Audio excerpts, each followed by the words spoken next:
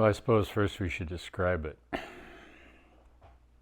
Well, movement is obvious. It's live. It's moving. It's not sitting still. So it's interactive. It's physical. It involves music, movement, exercises.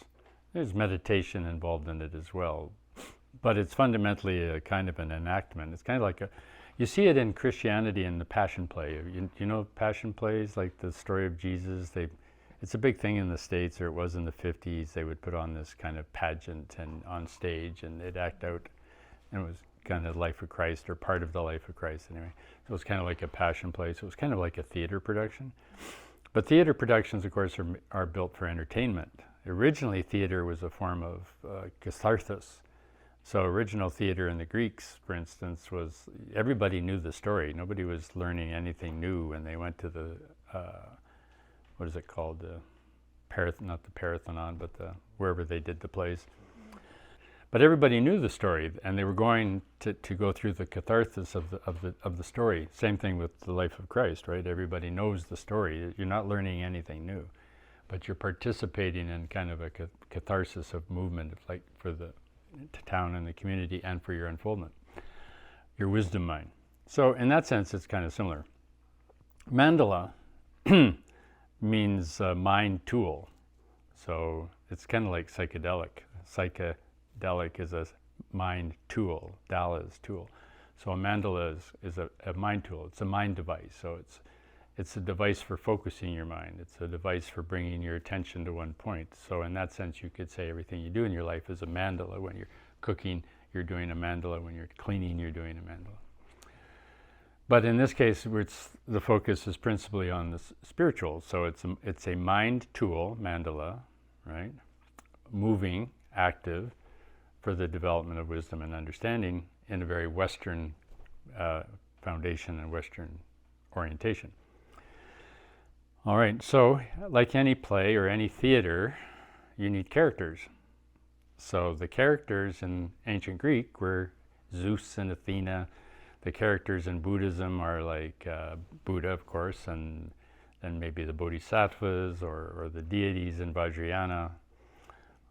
In Jungian psychology, he has archetypes that he uses, like the magician or the hero or something like that. So these are all characters. So the characters used in the movement of the Mandala course, which was my first course, as you mentioned, in winter 1975, was using the tarot archetypes, like the high priestess and the magician and the fool and so on, all the way through to the world. And there's 22 of them. So the movement of the Mandala course was focused around each card, 22 cards.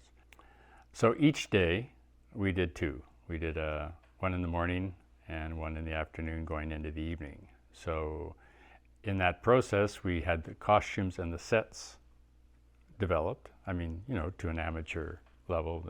This wasn't like London theater, right?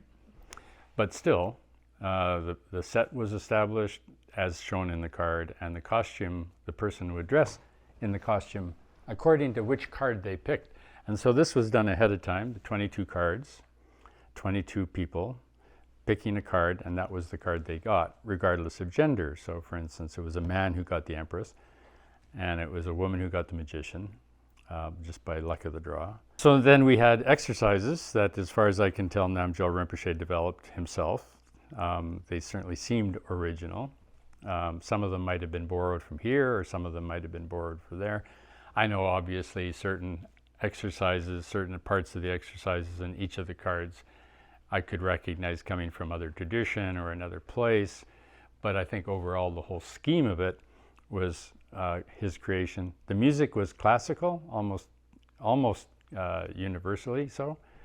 So it was a lot of, and Sonam, Lama Sonam was the music master. He played all the music and organized that part of it. Rinpoche conducted the scene and led us through gave us the pointers to go through the exercise, and then we, the players, went through these exercises together. Every day, every time a card changed, the costume changed. So the person who was the Empress, which is number 2, number 3 in the tarot, moves to the High Priestess, number 2. The next day, they move, the next card they move to the Magician, the next day they move to the Fool, the next card they move to the World. So people are moving through the cards, but the person who chose the card plays that role.